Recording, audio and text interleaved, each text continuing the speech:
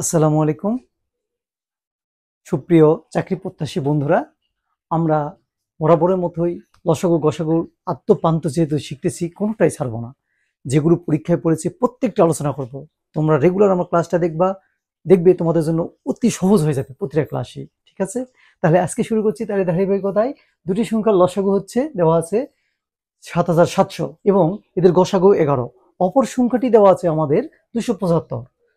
একটি সংখ্যা ২৭৫ হলে অপর সংখ্যাটি কত আমাদের চেয়েছে।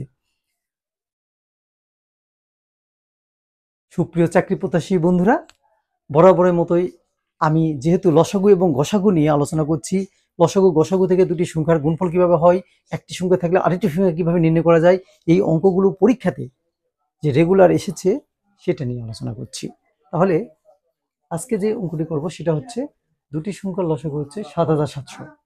ঠিক আছে? এবং এদের গসাগু হচ্ছে ১১।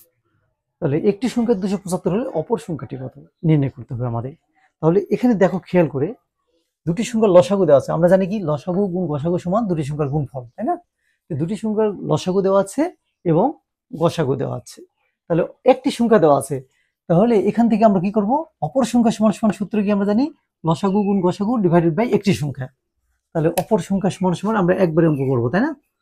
অপর সংখ্যা সমান সমান লিখব, অপর সংখ্যা সমান সমান লসাগু গুণ গসাগু।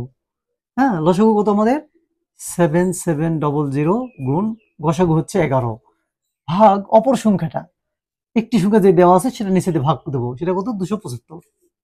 এই যে 11 দিয়ে কাটলে কত হয়, 11 দুগুণে 22, 27-এর মধ্যে থাকলে হলো 5, 5-এর আগে বসলে 55, 5 এগারো 55, আর 25 দিয়ে এখানে কাটলে কত হবে, 25 দিয়ে কাটলে 308। একবারে আমরা লিখে নিলাম 308। হ্যাঁ, 308।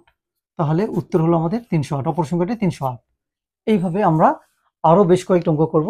আমাদের ক্লাসের সঙ্গে সাবস্ক্রাইব করে লাইকস দিয়ে অবশ্যই সাথে থাকো, দেখবে অনেক শিখবে।